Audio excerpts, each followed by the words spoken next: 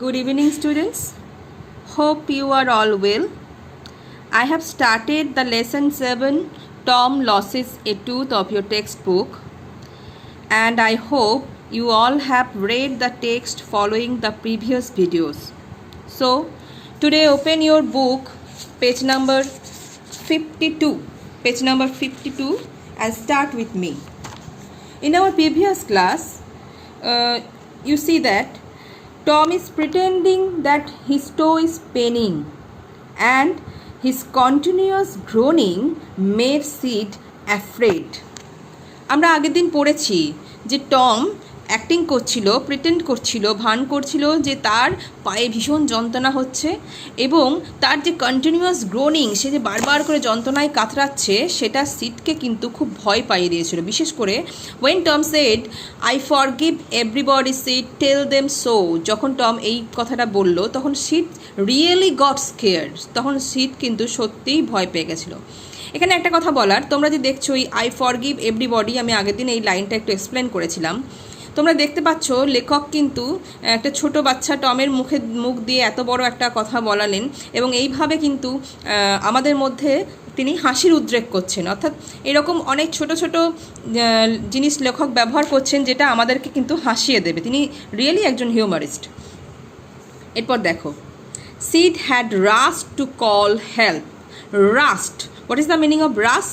Rush means run quickly, জোরে দৌড়ানো বা জোরে ছুটে যাওয়া। Sid had rushed to call help. এরপরে টম ওই কথাটা বলার পরে সিড আর থাকতে পারলো না, সে আস্তে আস্তে সে জোরে দৌড়ে ছুটে বেরোলো হেল্পের জন্য, সাহায্য চাইতে। Tom's imagination was working perfectly by now, and his groans had gathered genuine tone. Tom যে ইমাজিনেশন করছিল, টম যে কল্পনা করছিল যে তার পায়ে যন্ত্রণা করছে, was working perfectly by now, এতক্ষণে যেন সেটা একদম পারফেক্টলি নিখুঁতভাবে কাজ করছে। অর্থাৎ সে এতক্ষণ ধরে এত যন্ত্রণার জন্য কাতরাচ্ছে বা কাঁদছে যে সেটা এখন একটা জেনুইন টোন নিয়ে নিয়েছে। তার গলার স্বর শুনে এখন মনেই হবে না যে সে মিথ্যে করে কাঁদছে, মনে হচ্ছে যেন সত্যিই তার কিছু হয়েছে। অ্যান্ড হিজ গ্রোনস, তার আর্তনাদ, হ্যাড গ্যাদার্ড জেনুইন টোন, তার আর্তনাদকে এখন আসল আর্তনাদের মতোই শোনাচ্ছে। Meanwhile, Sid flew downstairs and said, "Oh, Aunt Polly, come! Tom's dying." Meanwhile, এর মধ্যে Sid flew downstairs. What is the meaning of downstairs? Stair মানে তোমরা জানো সিঁড়ি, তাহলে downstairs মানে হচ্ছে সিঁড়ি দিয়ে নিচে নেমে আসা, আর এর ঠিক অপোজিট হবে আপস্টেয়ার, যার মানে হচ্ছে সিঁড়ি দিয়ে ওপরে ওঠা। তোমরা দেখতে পাচ্ছ এখানে লেখক কি ভার্ব ইউজ করেছেন, flew. Sid flew down stairs, Sid জোরে দৌড়ে সিঁড়ি দিয়ে নেমে এলো এবং এসে বলল, পলি আন্টি এসো, টম ইজ ডাইং, টম মরে যাচ্ছে। সিড একটা বাচ্চা ছেলে, টম ওকে যেমন বলেছে যে আমি যন্ত্রণায় মরে যাচ্ছি, ও ভেবেছে টম সত্যি সত্যিই মরে যাচ্ছে। তাই আন্ট পলিকে গিয়ে বলল, Polly aunty please come, Tom is dying. Dying, মরে যাচ্ছে। Polly aunty was surprised.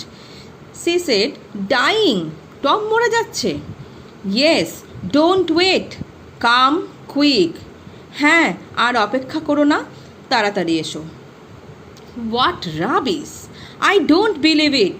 But Polly aunty said, কী আজে বাজে বলছো, হোয়াট রাবিশ, কী সব আজে বাজে কথা বলছো, আই ডোন্ট বিলিভ ইট, আমি এসব বিশ্বাস করি না। She flew upstairs with Sid and Mary. যদিও পলি আন্টি মুখে বললেন যে আমি এসব বিশ্বাস করি না, বাট সি ওয়াজ অ্যাংসাস, তিনি কিন্তু ওয়ারিড ছিলেন টমের ব্যাপারে। এবং সি ফ্লিউ আপস্টেয়ার্স, এই দেখো আমরা ডাউনস্টেয়ারের অপোজিটটা এখানে পেয়ে যাচ্ছি। সি ফ্লিউ আপস্টেয়ার্স, তিনি ছুটে ওপরে গেলেন, উইথ সিড অ্যান্ড মেরি। এখানে আমরা আরেকটা ক্যারেক্টারের নাম পাচ্ছি, দেখো মেরি।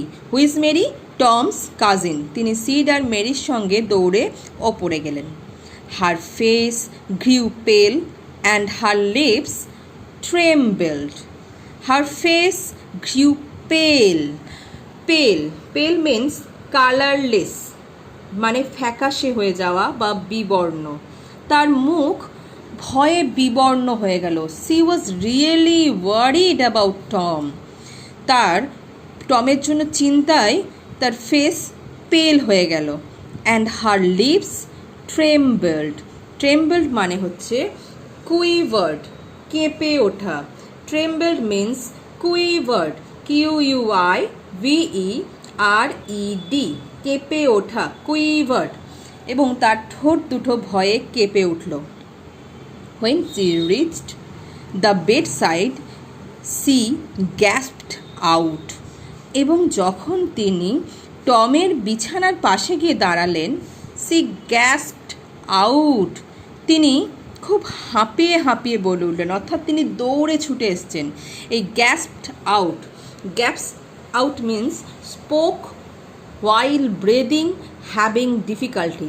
অর্থাৎ আমরা অনেক জোরে দেখবে দৌড়ানোর পর যখন কথা বলি আমাদের কিন্তু মানে শ্বাস প্রশ্বাস খুব মানে নিঃশ্বাস খুব তাড়াতাড়ি নিতে হয় এবং আমরা বেশ হাঁপিয়ে হাঁপিয়ে কথাগুলো বলি, আমরা অনেক হাঁপিয়ে হাঁপিয়ে কথাগুলো বলি। সেটাই হচ্ছে গ্যাসড আউট, মানে অনেক ডিফিকাল্টির সঙ্গে, নিঃশ্বাস নিতে অনেক ডিফিকাল্টির সঙ্গে তিনি কথাগুলো বলে উঠলেন। Tom, Tom, what's the matter with you. তিনি অনেক হাঁপিয়ে হাঁপিয়ে বলে উঠলেন, টম, টম, কী হয়েছে তোমার? ও আন্টি, টম পলি আন্টিকে দেখে কিছুটা থতমত খেয়ে গেল এবং সে ঠিকমতো বলতে পারলো না যে তার কি হয়েছে। What is the matter with you child? তোমার কি হয়েছে বাছা? পলি আন্টি আরও নরম সুরে তাকে জিজ্ঞেস করলেন। ও aunty, my toe is paining. Aunty, আমার পায়ে যন্ত্রণা করছে। The old lady sank into a chair. She laughed a little, then cried a little. The old lady sank into a chair. বৃদ্ধ মহিলাটি একটা চেয়ারে ধপ করে বসে পড়লেন। তোমরা দেখো এখানে কিন্তু লেখক স্যাট ভার্ব ব্যবহার করছেন না, ব্যবহার করছেন স্যাঙ্ক। এই স্যাঙ্ক মানে কি জানো? SINK, sync. SINK, সিঙ্ক মানে হচ্ছে ডুবে যাওয়া, জলে ডুবে যাওয়া। এই স্যাঙ্ক হচ্ছে past form of sink. But here sat with a shock or a sudden relief from a শক।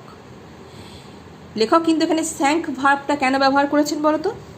অনেক সময় হয় না, আমরা যখন হঠাৎ করে খুব শক পাই, দেখবে মানুষ যখন হঠাৎ করে কোনো সাডেন শক পায় তখন হঠাৎ করে আমরা মানে আশেপাশে যা থাকে চেয়ার বা টেবিল মানে বেড যা থাকে অনেক সময় আমরা হঠাৎ করে হয়তো ধপ করে বসে পড়ি, বা কখনো কখনো কোনো একটা খুব আমরা কোনো একটা বিষয়ে দুশ্চিন্তা করছি, সেটা থেকে যদি সাডেন একটা রিলিফ পাই তাহলেও আমরা কিছুটা মানে নার্ভের শান্তির জন্য আমরা কোনো একটা কাছের কিছুতে একটা ধপ করে বসে পড়ি। আমরা যেটাকে বলি না হঠাৎ হতচকিতে ধপ করে বসে পড়ি, সেই জিনিসটা বোঝানোর জন্যই লেখক এখানে এই স্যাঙ্ক ভার্বটা ব্যবহার করেছেন। আস্তে আস্তে চেয়ার টেনে নিয়ে বসা নয়, একটা চেয়ার সামনে ছিল, ধপ করে বসে পড়া, মানে তার এতক্ষণ একটা বিরাট টেনশন হচ্ছিল, পলি আন্টির এতক্ষণ ভীষণ টেনশন হচ্ছিল টমের ব্যাপারে।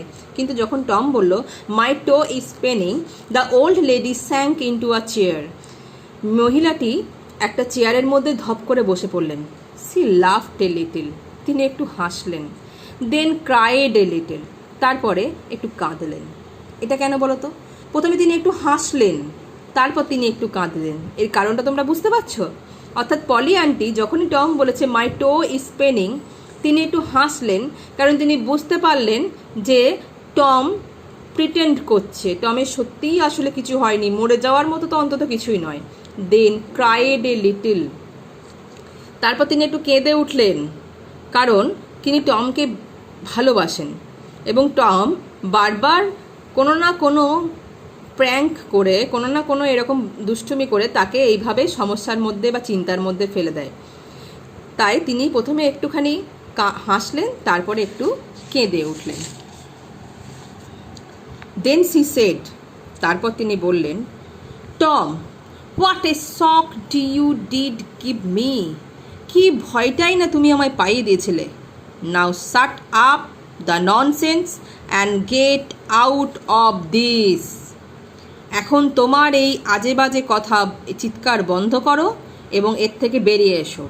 The groans ceased, Tom Polly aunty যেই না একটু বকে বকে কথাগুলো টমকে বললেন, the groans ceased. What is the meaning of ceased? Ceased means stopped. টমের সমস্ত কান্না স্টপ হয়ে গেল, থেমে গেল। সিস্ট, সিস্টের সিনোনিম হচ্ছে stop. The toe pain vanished. Even the toe pain যেটা টম প্রিটেন্ড করছিল যে তার পায়ে যন্ত্রণা, হঠাৎ করে যেন পায়ে যন্ত্রণাও ভ্যানিশ হয়ে গেল। টমের আর গ্রোনিং থাকলো না। Tom felt a little foolish. টমের নিজেকে একটু বোকা মনে হলো। অ্যান্ড সেড, এবং হঠাৎ করে সে বলে উঠল, aunt Polly, how my tooth aches, the pain is more than that in my toe. Tom felt a little foolish. Tom নিজেকে একটু বোকা ভাবলো। কেন বোকা ভাবলো বলো তো? কারণ টম বুঝতে পারলো যে পলি আন্টি তার যে ভান করা ব্যাপারটা, মানে তার যে অ্যাক্টিং, তার যে প্ল্যানটা, সেটা ধরে ফেলেছে, চট করে ধরে ফেলেছে। তাই টম নিজেকে একটু বোকা ভাবলো এবং সঙ্গে সঙ্গে মেকআপ দেওয়ার জন্য বলল, Polly aunty, how my tooth aches, আমার দাঁতে বড্ড ব্যথা করছে। The pain is more than that in my toe. আর দাঁতের যন্ত্রণাটা না পায়ের যন্ত্রণার থেকে অনেক বেশি। তো দেখো, আমরা যেটুকু পড়লাম তার মধ্যে থেকে কি কি কোয়েশ্চেন আসতে পারে। দেখো, 1 নম্বর হতে পারে, হু ইজ মেরি? এই প্রশ্নটা তোমাদের আসতে পারে। তো মেরিকে, মেরি ইজ টমস কাজিন, এখানে আছে। Next, why did aunt Polly laugh a little and cry a little? Aunt Polly কেন একটু হেসেছিলেন এবং কেন একটু কেঁদেছিলেন? এর উত্তরটাও তোমাদের আমি বললাম। Aunt Polly laughed a little because he caught Tom's pretension and cried a little because Tom always gives her shock with his mischievous pranks. And why did Tom feel foolish? এখানে টম কেন নিজেকে foolish feel করলো? Because Aunt Polly caught his plan. এর জন্য টমের নিজেকে একটু বোকা মনে হলো। তাহলে এই অবধি তোমরা ভালো করে পড়বে।